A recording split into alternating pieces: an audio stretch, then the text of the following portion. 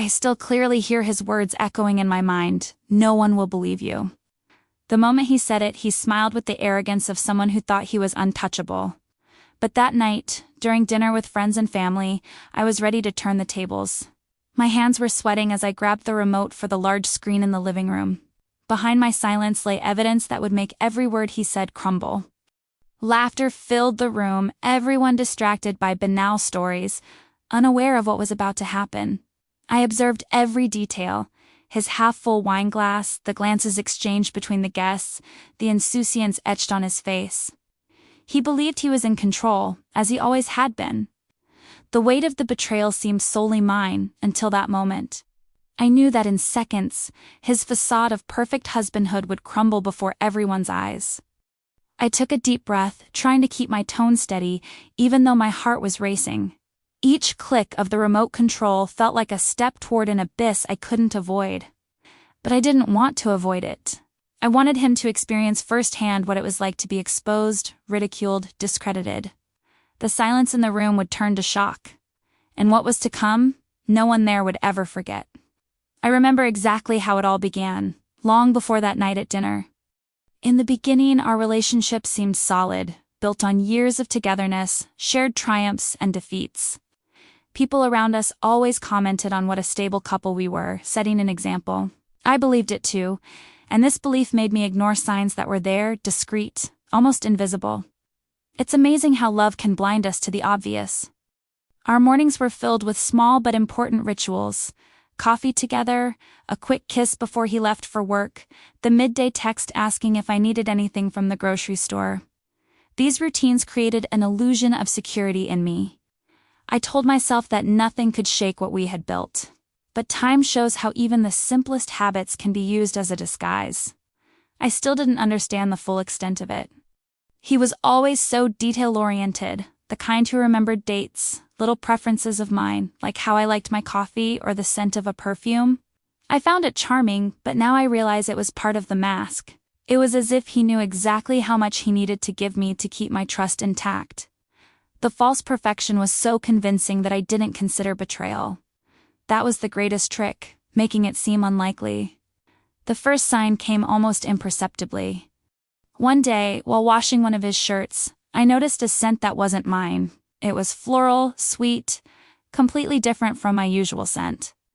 I questioned it, half laughing, and he said it must have been from contact with someone at work.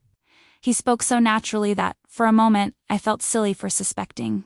But that memory stuck, like a planted seed that I didn't yet know would grow. After that, small changes began to catch my attention. The cell phone, which had previously been left lying on the table, was now protected like a state secret. He even took it to the bathroom, something he'd never done before. At first I tried not to dwell on it, but repetition turned the detail into a warning.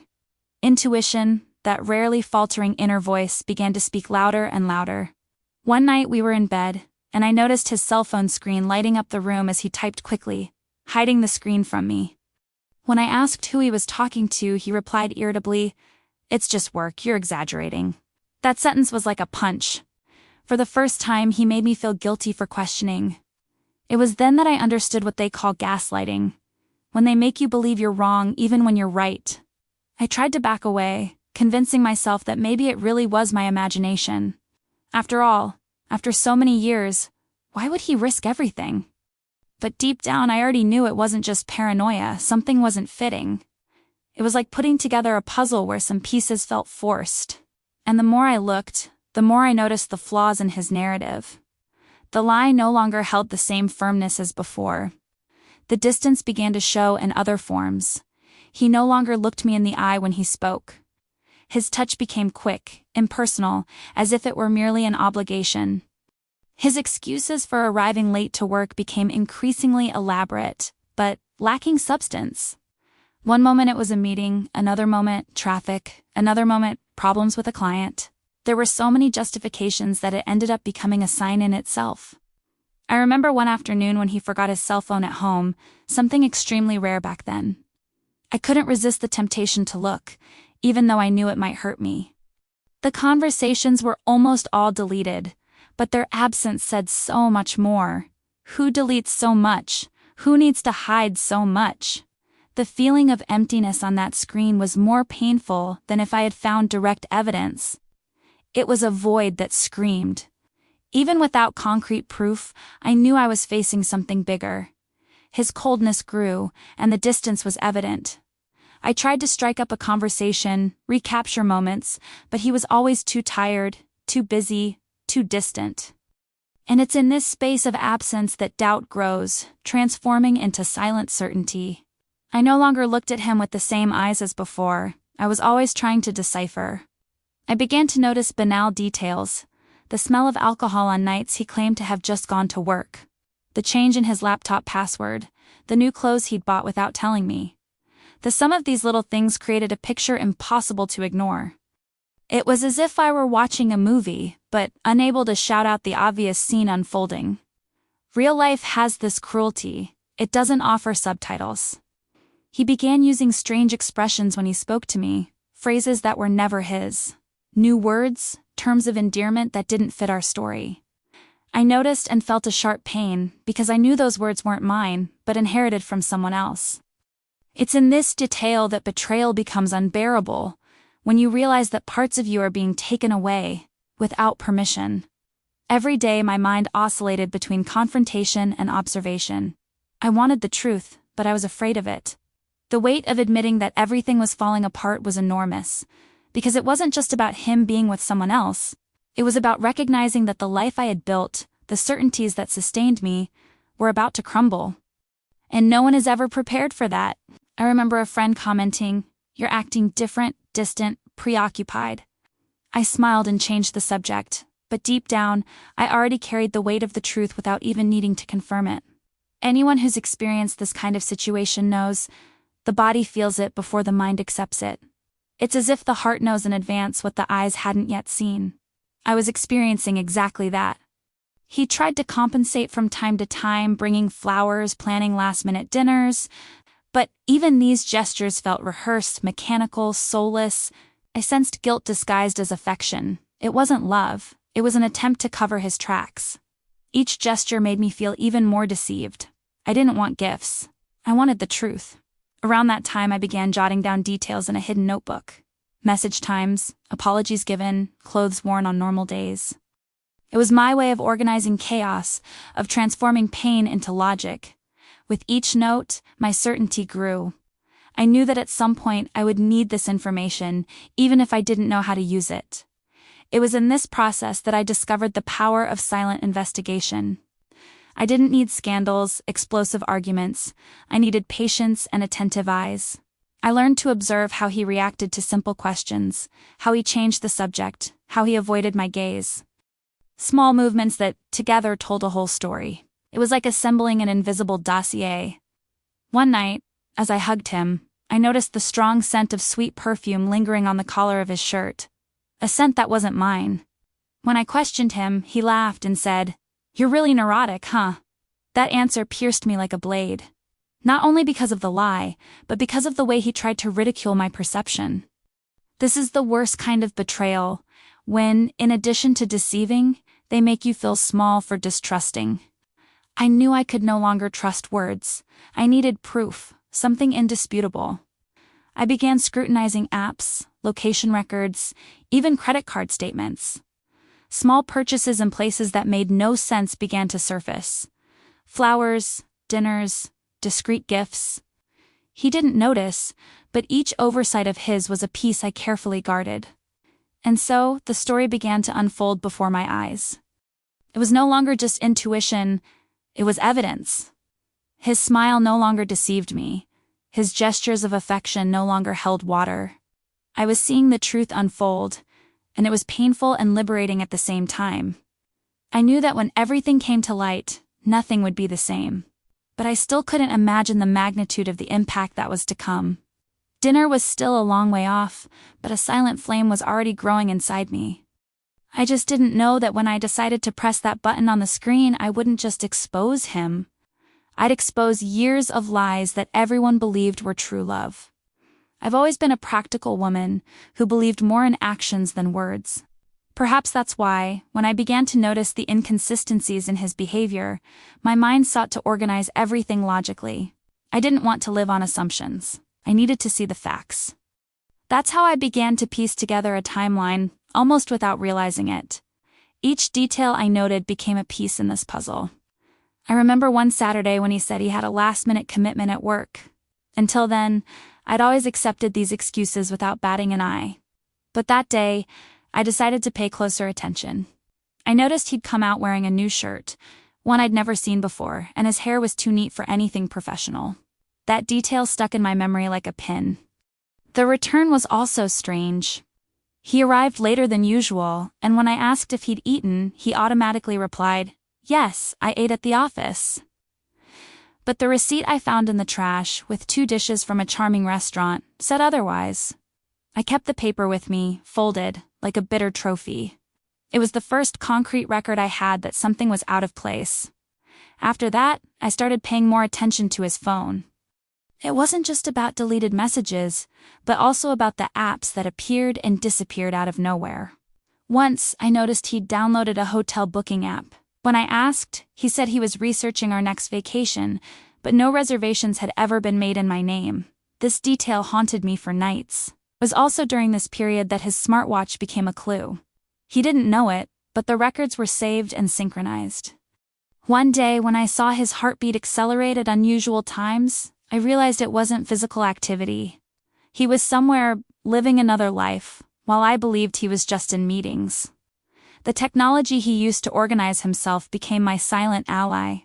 I didn't want to believe it, but each time I put 2 or 3 pieces together, the picture became clearer. It was no longer about suspicion, but about evidence piling up like bricks. Still, I didn't feel ready to face the truth head-on. It was like holding a bomb about to explode. I knew the risk, but I needed to choose the right moment to use it. His clothes also began to carry secrets. Lipstick marks weren't visible, but his perfume betrayed them. A sweet, persistent scent that wasn't part of our routine. It wasn't mine, it wasn't anyone I knew. I asked him once and he said, laughing, "It must be from a colleague's hug." That answer stuck in my mind like a wound that wouldn't heal. What hurt me most wasn't the act itself, but the disregard for my intelligence. I'd always been observant, and he knew it. Even so, he chose to lie, looking me in the eye, as if certain I'd never have the courage to confront him. That was the real trigger, realizing he wasn't just cheating on me, but also underestimating my ability to see reality. The messages I managed to capture were decisive. He deleted almost everything, but one night, when I left my phone unlocked for a few seconds, I managed to take screenshots. They were affectionate phrases, date plans, words that had previously been directed at me and were now being used with someone else.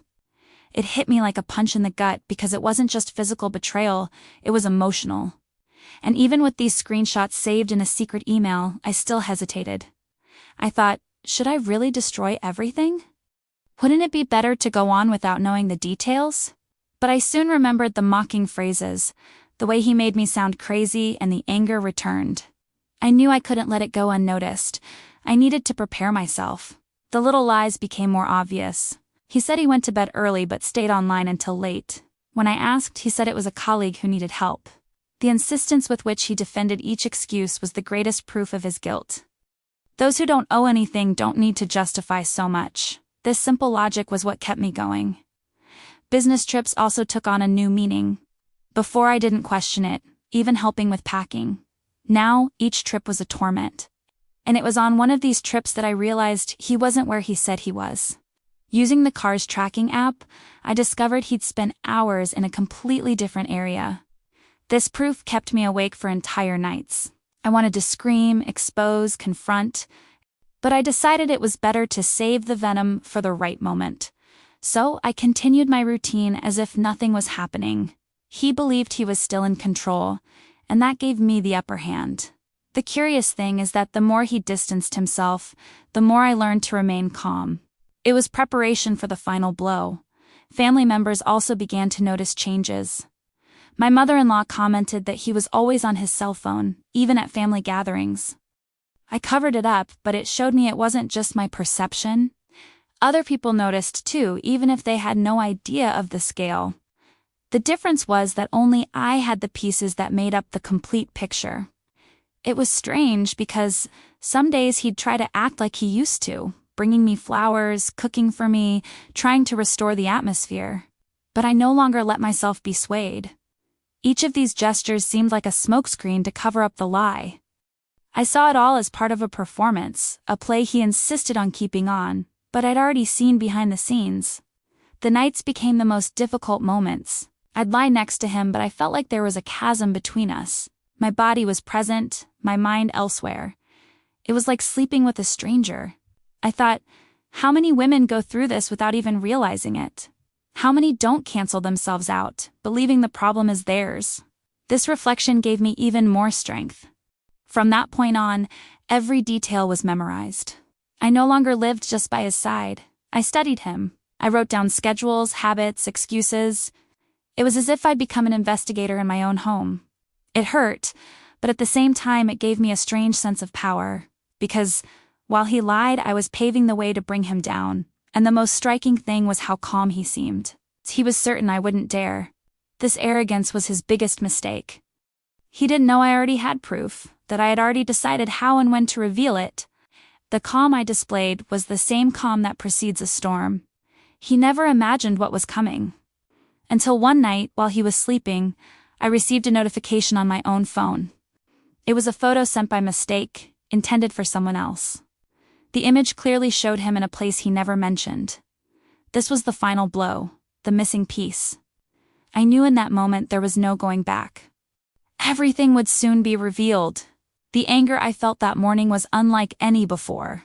It wasn't just pain, it was determination. I realized there was no point in waiting for confessions or explanations. The game had changed, and now I was in control. There would be no screaming, no begging. There would be only exposure, raw and unvarnished. He would have to deal with this in front of everyone. As he snored beside me, I was already mentally planning each step. The images would be shown, the screenshots projected, the truths laid bare. It wasn't blind revenge, it was justice. Because I would no longer carry the weight of the lie alone. It was he who would have to face the gaze of others, the silent judgment of his family, the falling of his own mask. With each passing day I felt more ready. Fear gave way to strategy.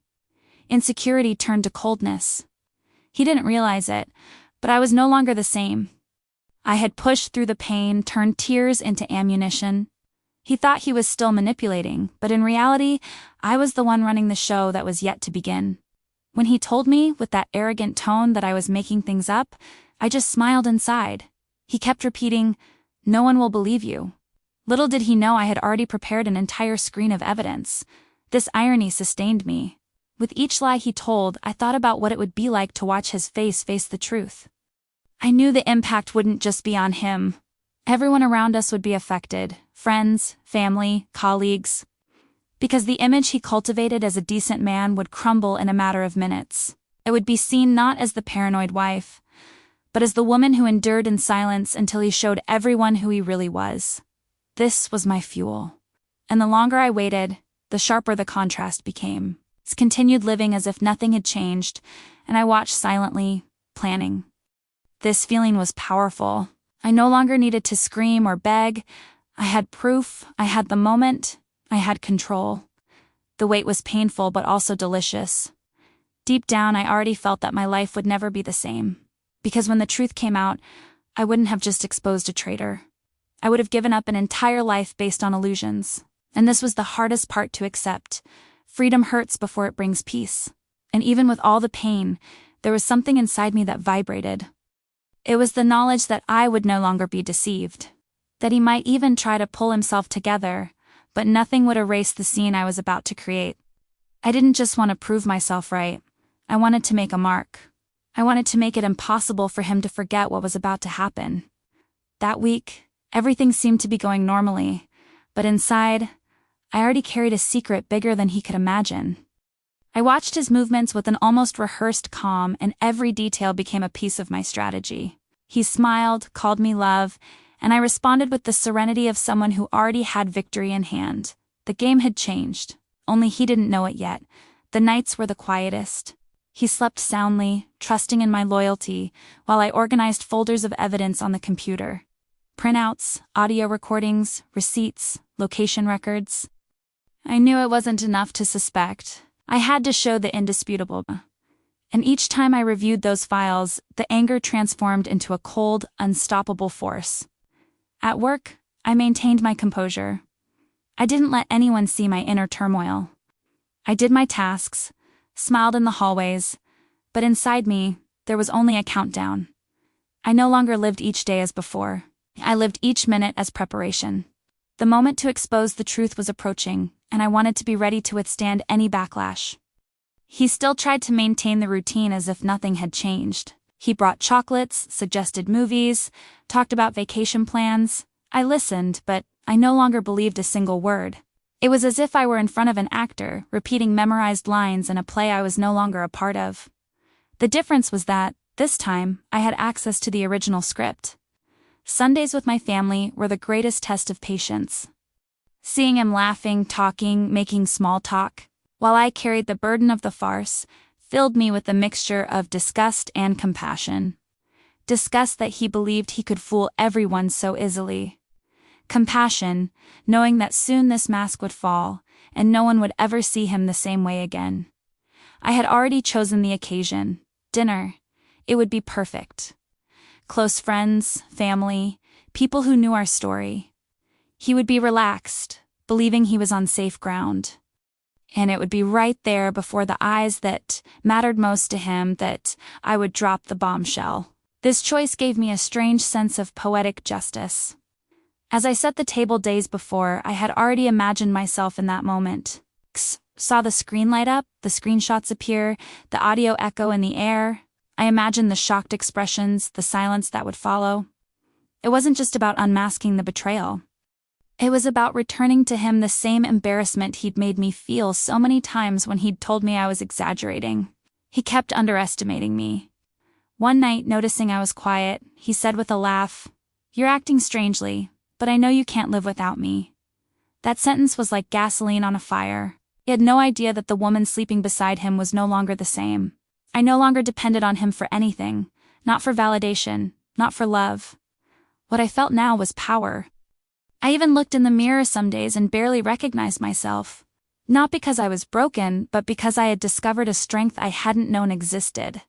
It was as if the pain had stripped away a layer of naivete, revealing a much more assertive woman. I was no longer a hostage to doubt. I was the guardian of truth. Even the simplest tasks took on new meaning. Preparing dinner, organizing the living room, folding clothes, all of this became part of a scenario I was about to use. Every detail of the house, every corner of the room would bear witness to the revelation. It was as if the space around me was already prepared to record his downfall. At social gatherings, I realized he liked to maintain the image of the perfect couple. He would touch my shoulder, make jokes, and be attentive. I responded with restraint, without exaggeration. Because deep down, I knew that every public gesture of his would be an even more embarrassing memory when everyone saw the truth. The contrast would be devastating. The evidence, however harsh, became my shield. Every time doubt gnawed at me, I opened the hidden folder and reviewed each screenshot. It was painful, but also strengthening. It reminded me that it wasn't paranoia. I was right. He was lying. And the more I confirmed it, the firmer my resolve to expose everything became. He, however, seemed increasingly confident. One day he even joked, "You can't survive without me. You love me too much." I smiled on the outside, but inside I laughed. Because soon, everyone would see that the dependency was on his side. I was the foundation of the image he maintained, and when I removed that foundation, he would crumble before everyone. There was a night when I considered giving up, simply storing the evidence and moving on in silence. The weight was too great. But I soon realized that would be repeating the pattern of so many women who remained silent. I didn't want to be another one of those. I wanted to make it clear that I wasn't naive, that I wouldn't accept disrespect. It was my chance to make my mark. Every lie he told became fuel. When he arrived late and made up half-baked excuses, I simply responded calmly. It wasn't pain anymore, it was observation. His every step helped me shape the scene I was about to build. He was handing me, on a silver platter, all the ingredients for my downfall. I began to imagine the guests' reactions. The interrupted laughter, the exchanged glances, the sense of shock hanging in the air. This image sustained me in moments of weakness. I didn't just want the truth for myself. I wanted the truth exposed, projected on a screen no one could deny. His confidence in manipulating me frightened me and, at the same time, gave me an advantage. Because he didn't hide it as well as he thought. He left traces, oversights, obvious signs. It was as if arrogance overpowered intelligence. And there I was, picking up every loose thread, weaving a web from which he couldn't escape. The night before dinner I barely slept.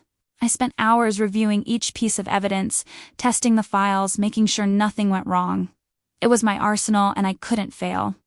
While he slept peacefully, I felt my heart pounding. It wasn't fear, it was anticipation.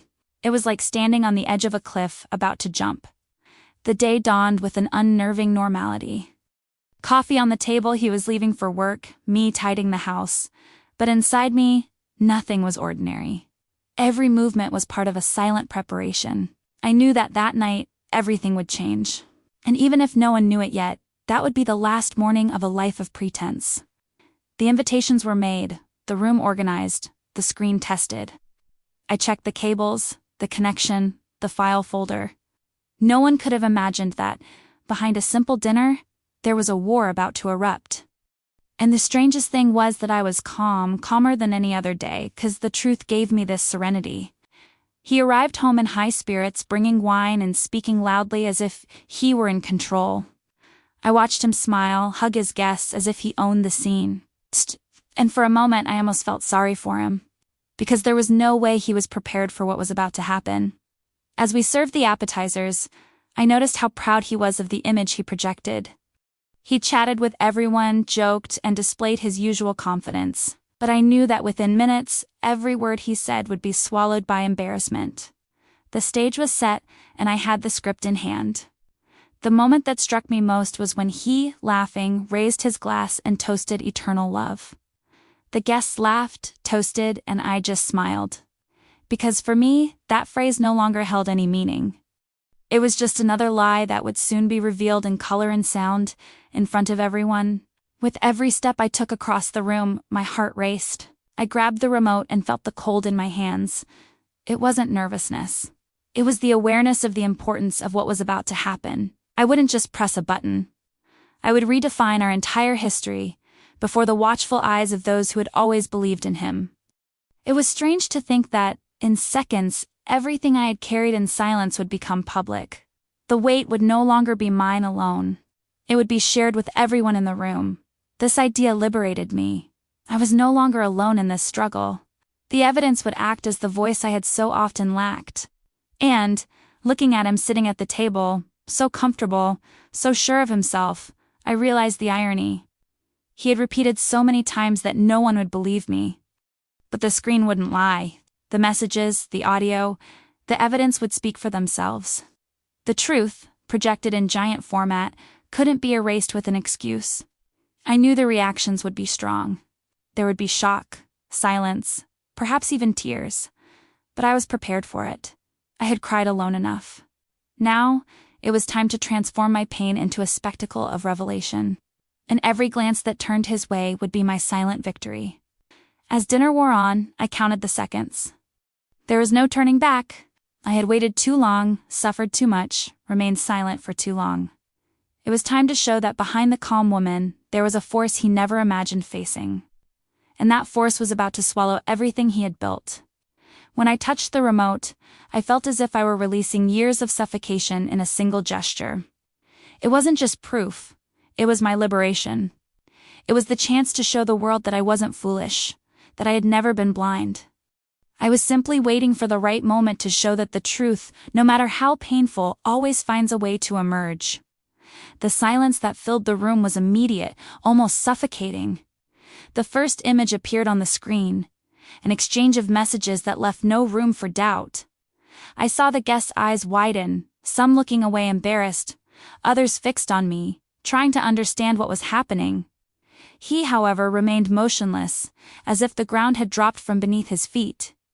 The words "I miss you" filled the screen in clear letters. They weren't mine, they weren't for me. He opened his mouth as if to say something, but nothing came out. The hand holding the wine glass trembled slightly, and the red liquid dripped over the rim. With each passing second, the air seemed to grow heavier. His first impulse was to get up and try to turn off the screen. But I had already locked the remote with a password, all thought out beforehand. He touched the buttons in vain, and the desperation in his expression was almost palpable. The guests murmured among themselves, and I simply watched in silence. It was the first time I had seen him without control of the situation. The following messages showed dates, meeting places, and affectionate words. "I can't wait to see you again. It was wonderful yesterday." All there, in color, in front of friends and family. No one could pretend they didn't see it anymore. It wasn't suspicion, it wasn't paranoia. It was the naked truth projected in giant letters. Some guests stood up, visibly uncomfortable. My sister-in-law put her hand to her mouth in shock. A friend of his coughed, trying to hide his embarrassment. I remained firm, without tears, without shouting. Our revenge wasn't loud. It was silent, cold, impossible to ignore. He tried to speak, but his voice faltered. This. This isn't quite what it seems, he stammered, but the sentence died in the air. Everyone knew those words were no longer useful. The screen didn't lie. And for the first time, I realized how fragile his excuses were. Too fragile in the face of the evidence.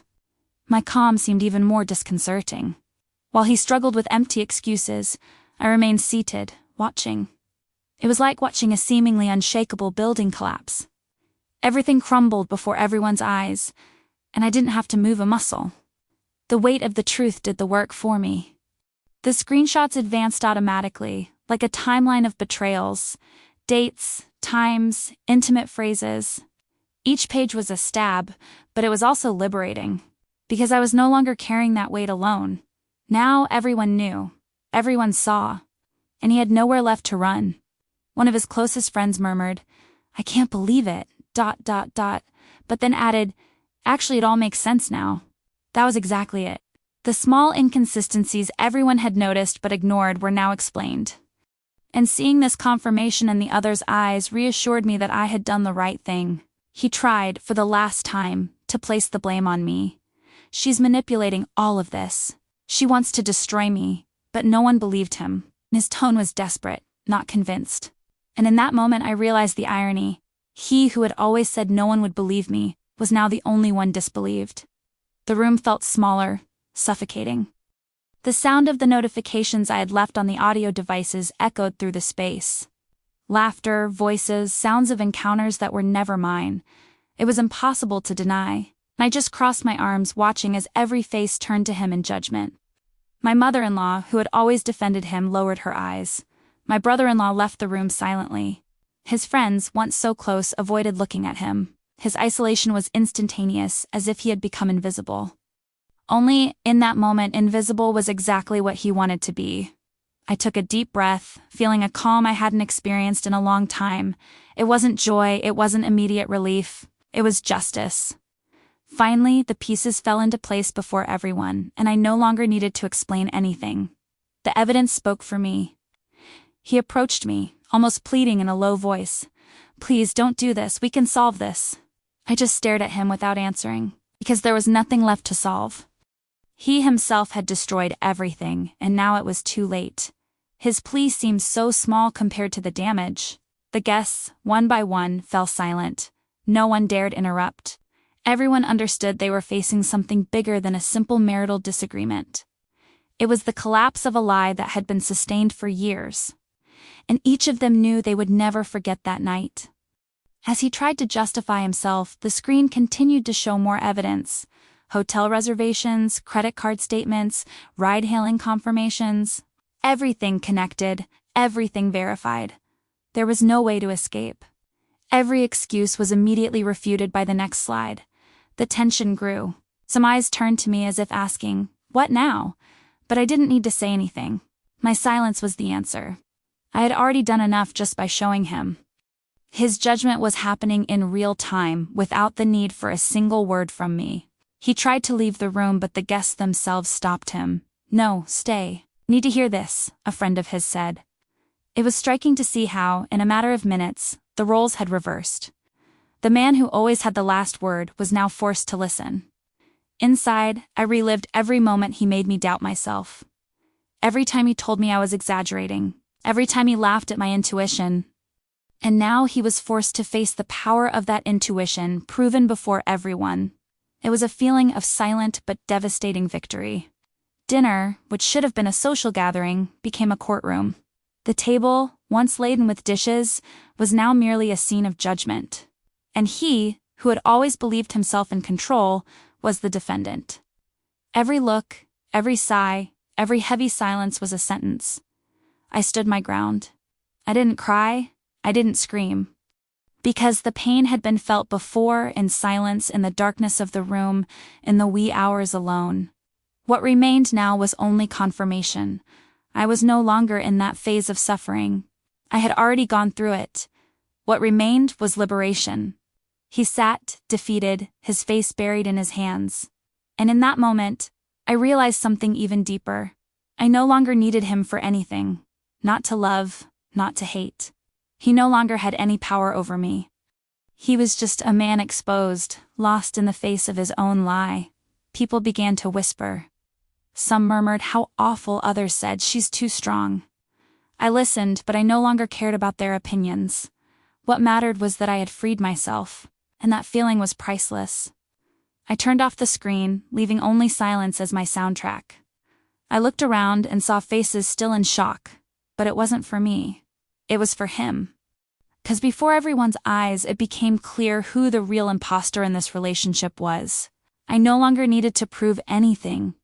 He tried to stand again, but his body felt heavy. The pride, the shame, the loss of control, all of it crushed him. And as I watched, I thought, how many women carry this weight in silence, never having the chance to speak out? How many don't nullify themselves in the name of an image that only serves others? That night wasn't just about me. It was about all the times a woman has been discredited, ridiculed, diminished. It was about showing that feminine intuition isn't madness. It's perception, it's strength, it's resilience. And finally, it was about restoring to each of them the certainty that the truth always finds a way. He still stammered apologies, but no one listened anymore, because there was no more room for words. The truth had already been told on screens and audio. The damage was irreversible. He had lost not only trust, but respect.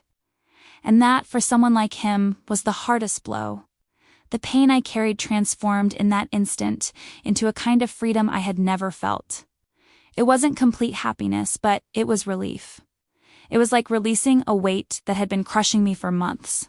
And breathing without that weight was a victory in itself. I knew that from then on, nothing would be the same. The relationship was broken, his image was destroyed, and my life was about to take a different path.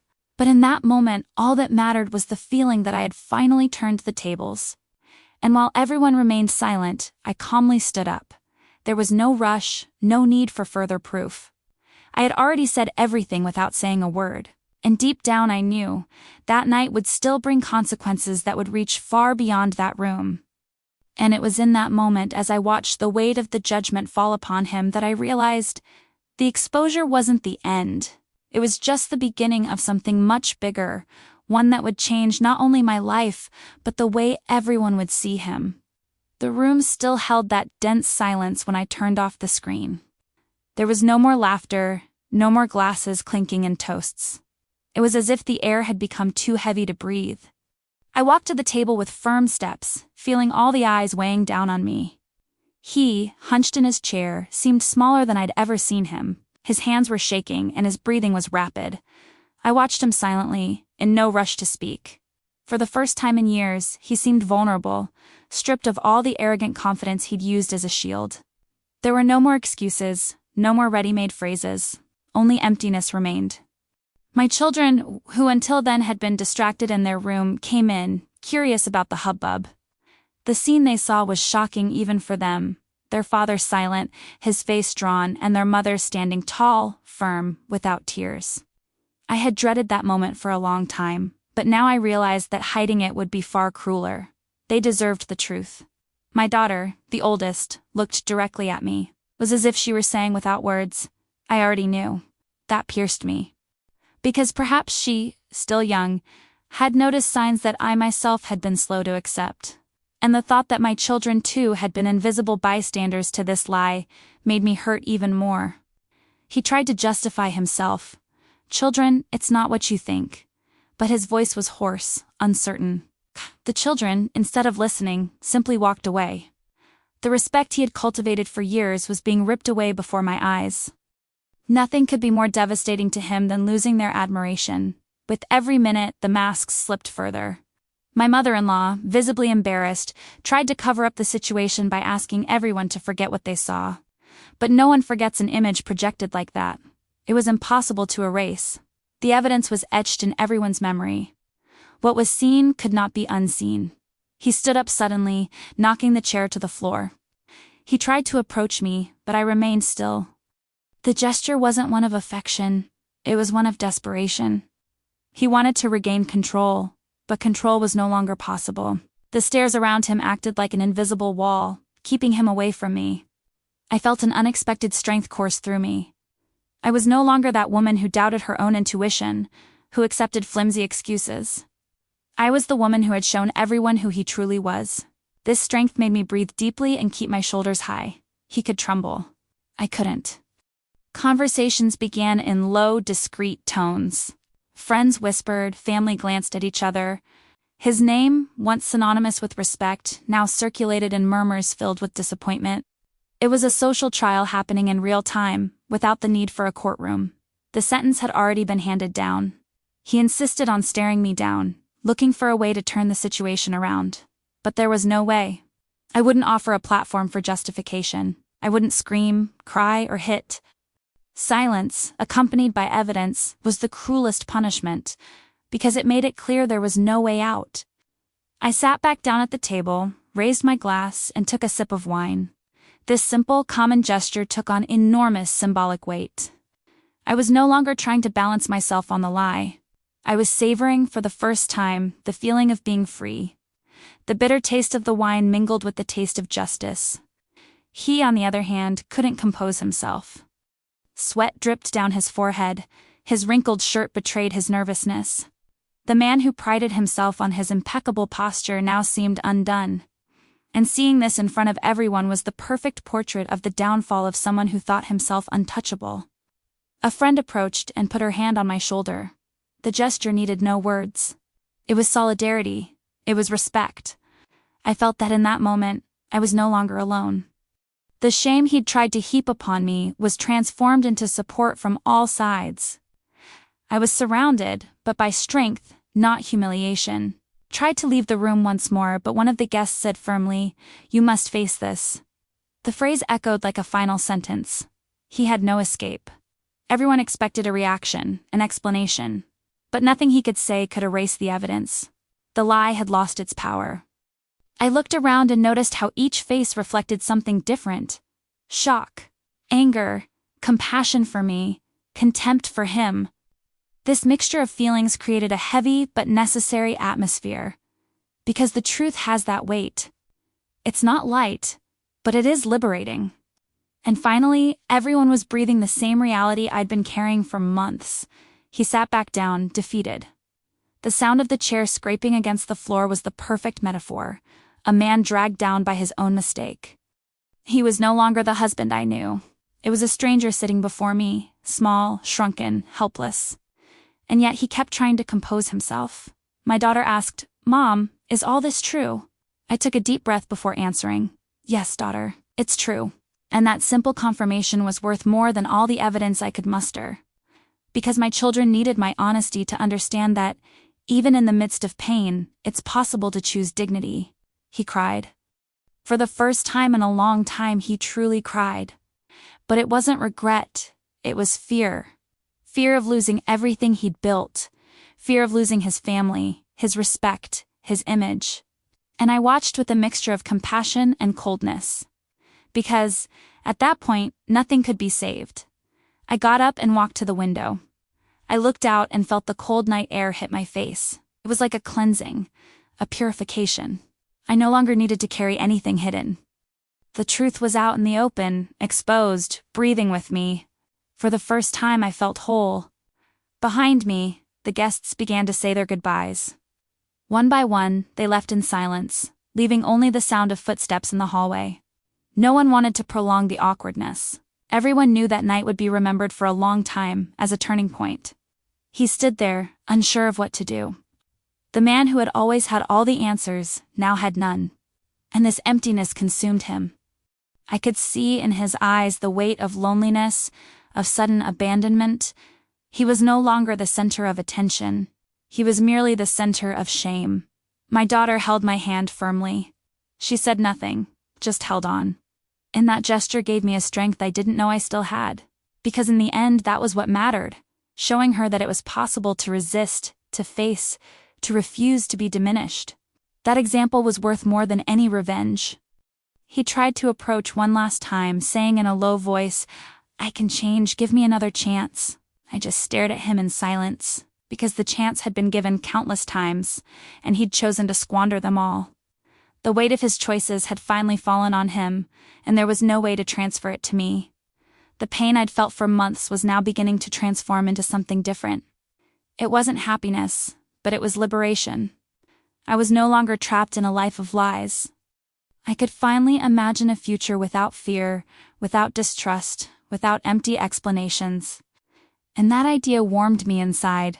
The living room clock read almost midnight. That dinner had turned into a trial that lasted hours, but felt like it had spanned years. And looking at the clock, I realized that, indeed, an era of my life had ended there. Midnight marked the end, and also the beginning. He didn't say anything else. He just stood there staring blankly. I knew what would come next would be painful. Separation, lawyers, explanations. But none of that scared me anymore. Because unlike him, I was already prepared to move on. I had already taken the hardest step. I walked to the kitchen, washed my hands, and took a deep breath. Every simple gesture now seemed charged with meaning. It was no longer routine. It was the first day of my new life. The house, even though still heavy with the weight of the night, felt different. As if it had changed with me. He watched me from afar, but he no longer held any power over me. His gaze no longer intimidated me. I knew who I was, what I had faced, what I had exposed, and this certainty was unshakable. I was no longer hostage to lies. I owned my truth. Deep down, I knew that night wouldn't end there. There would be greater consequences, echoes that would spread to every corner of our lives. His image would never be the same, and my attitude would never be forgotten. That night would be remembered for a long time by everyone present. And as I went upstairs to my room alone, leaving him sitting in the living room, I was certain. The greatest revenge wasn't exposing him in front of everyone. It was freeing myself from the emotional prison he'd tried to keep me in. And this freedom was only the beginning of what was yet to come. The next morning, I woke before sunrise. The house was still plunged into the heavy silence of the previous night. I looked around and noticed that nothing had been tidied up. Half-empty glasses, untouched plates, misplaced chairs. The scene seemed frozen in time, like a photograph of the fall. I took a deep breath, knowing that this was the first day of the rest of my life. He was on the couch, still dressed in the same clothes as last night. His red eyes betrayed that he hadn't slept. When he saw me come down, he tried to compose himself, but there was no hiding his exhaustion. The man who had always prided himself on his poise now seemed destroyed. For the first time, I saw him smaller than my pain. We didn't exchange words right away. The silence between us was stronger than any argument. As I walked into the kitchen, he simply followed me with his eyes, not daring to approach. That invisible distance said more than any argument. I was no longer part of his world. I made my coffee in silence, stirring the spoon slowly. The small sounds seemed enormous in the empty kitchen. I felt his presence watching me, but I ignored him. It was my way of showing that, even in the same space, he no longer held any place in me. Indifference was the harshest sentence. He finally broke the silence. "Did you really have to expose yourself like that?" His voice sounded weak, more like a plea than an accusation. I simply looked up and replied, "You had to, 'cause you never respected me when it was just between us." And I went back to drinking my coffee without prolonging the conversation. The impact of that response was clear. He lowered his head, unable to hold my gaze. It was as if he'd been struck with a sharp, direct blow, with no chance of defense. And I knew that every sentence I said from then on would be a reminder of how much he'd lost. Because respect, once broken, never returns. My children woke up and went down for breakfast. The heavy mood still hung in the air, but I made a point of maintaining normalcy. I put bread on the table, poured milk, and asked about school. I didn't want them to grow up remembering only the scene from the night before. They needed to see that life goes on, even when everything falls apart. He tried to engage with them, but the rejection was clear. The youngest didn't even respond. The oldest simply said, "We know the truth, Dad." And that silence afterward was more painful for him than anything I could have said. The loss of his children's respect was irreversible. As they got ready for school, I felt a pang in my chest. It wasn't for him, it was for me. For having allowed the lie to last so long. For having tried to hold together something that had been broken for so long. But I took a deep breath and remembered, it wasn't my fault. The choice was always his. When the door closed and I was alone with him, the atmosphere grew even more tense. He tried again. "I messed up, but I still love you. We can fix it." This time I laughed. Not with happiness, but with irony. Because there's no fixing something that was never true. The love he claimed to feel was just convenience. He didn't seem to understand. He still tried to cling to every last crumb, but I was no longer offering him any ground. Every attempt he made to rebuild fell flat because I had already freed myself. It was as if we were speaking different languages. He still spoke of the future, and I was already speaking of the end. I grabbed my phone and opened my contact list. I called my lawyer, who was sitting a few feet away. The decision was made. "I want to file the papers," I said firmly. His silence after hearing this was deafening. No amount of pleading could reverse that action. He stood up and paced back and forth, unsure where to place his hands. His desperation was evident. I watched him coldly. It wasn't a pleasure to see him suffer, but it was the natural consequence of his choices. The weight of responsibility was finally falling fully upon him. As I spoke to the lawyer, I noticed him trying to argue quietly, as if he still had some power of persuasion. But those words no longer reached me. I was determined. There was no turning back. I was no longer a wife. I was just someone closing a cycle. After the call, I sat back at the table. He remained standing, motionless, looking at me as if searching for an opening, but I offered nothing. The decision had been made, and every second of silence reinforced that certainty. There was no more room for negotiation. The following days were marked by messages, attempts to contact me, written apologies, quote S10 my car, flowers on my doorstep, letters in my drawer. But it all rang hollow. None of it erased the images I projected that night. The damage was irreversible. Friends began reaching out to me, offering support. Many said they'd suspected, but never had the courage to tell me. These conversations hurt, but they also strengthened me, because they showed me I wasn't alone. That my pain was legitimate and that my decision was respected. Little by little, the story began to circulate. Not because I wanted it to, but because the guests were talking. The scandal left the room and spread through the neighborhood, through work, through social circles. He, who had always cared so much about his image, now couldn't control the narratives. He was a prisoner of his own lies. At work, he began to be viewed differently. Colleagues who had previously been complicit now avoided getting close. Distrust set in. The exemplary man lost ground to the unmasked man. And watching this happen was like witnessing an echo of my own liberation. 'Cause it wasn't just me anymore who saw it. Everyone saw it. He still tried to blame me. He said I overreacted, that I could have resolved it privately. But I knew this was just another way of trying to reverse the roles, because for years he'd made me believe I was the crazy one. And now, he was the one facing public shame. The lawyers scheduled the first meeting. When he received the notification, he came to me with tears in his eyes. "Are you really going to do this?" I simply replied, "I already have." Because the decision wasn't a threat, it was reality. I wasn't just talking, I was taking action. My children, still silent, began to see me differently. There was pride in their eyes, a renewed confidence. I knew they saw in me an example of strength, and that was more important than any reconciliation. Because I wasn't just fighting for myself, but for them too.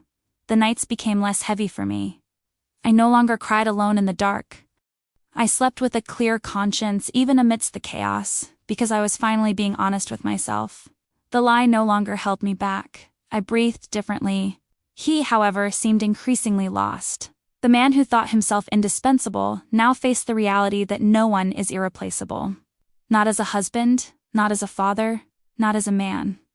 The fall was hard, but it was his alone, and I watched from afar, caring nothing else. My life, little by little, began to take on new colors. Small gestures that had previously been insignificant now brought me peace. Drinking coffee alone, walking in the park, listening to music. It was as if I were rediscovering myself. I no longer needed someone to validate my existence. He still insisted, but he no longer found an echo. Every unanswered message, every ignored call was another reminder that I had moved on. And this emotional distance became physical as well. I no longer needed to be in the same space as him. I began to organize the house differently. I removed photos, stored mementos, cleaned out the corners steeped in memories. It was as if, with each change, I was removing not only objects, but also pieces of the lie. Home was finally starting to feel like me again.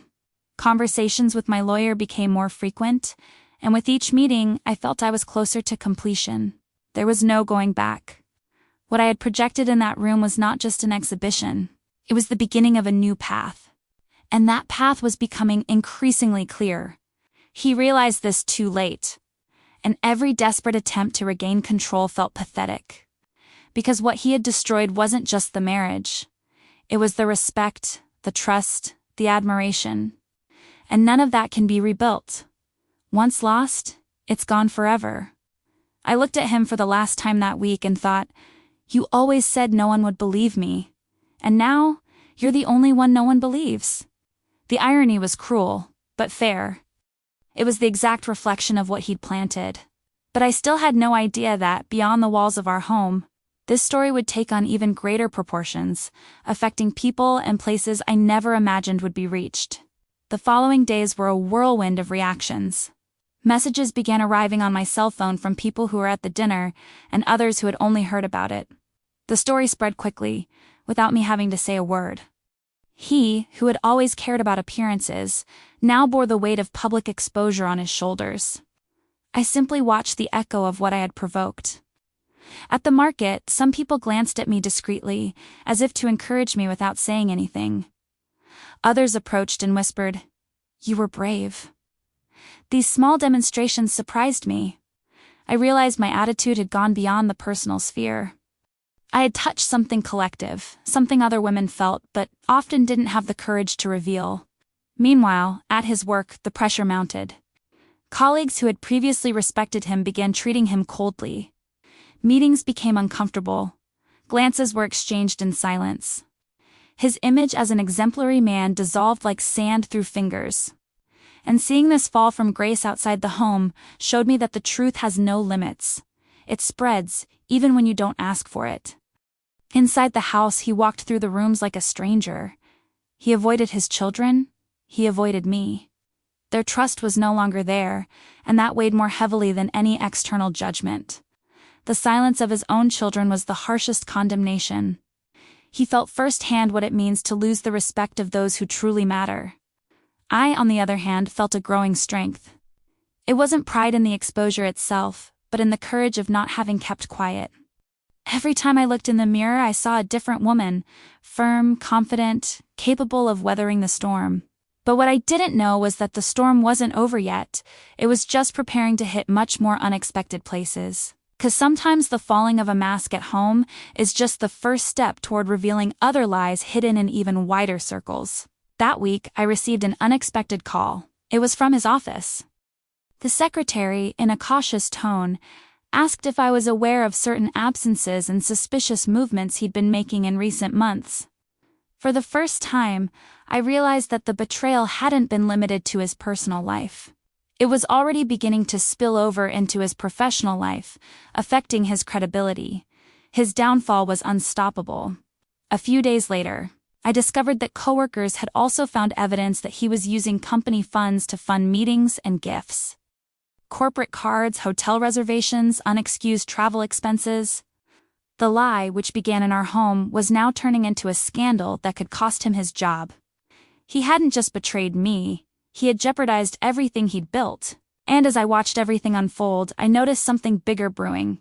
The betrayal was just the tip of an iceberg. His masks were falling off in several areas, and I no longer needed to move a single piece. The weight of his own choices pushed him deeper and deeper. And I felt like there were still secrets waiting to emerge, secrets I never imagined could exist. Rumors began to grow out of control. What was once just a marital secret now turned into comments in company corridors, message groups, and even neighborhood conversations. I didn't need to say anything. The truth ran on its own, and every detail that emerged further reinforced his downfall. The lie he cultivated for years became untenable in front of everyone. Meanwhile, I continued in silence, rebuilding my routine with firm steps. It was no longer about revenge, it was about liberation. And every day I realized that my decision had not just exposed one traitor, but an entire system of appearances that so many women still accept in silence. The question now was no longer about him, but about how many would still ignore such clear signs until it was too late. Now I ask you, and if it were you, would you have the courage to show the truth even knowing the weight it would bring?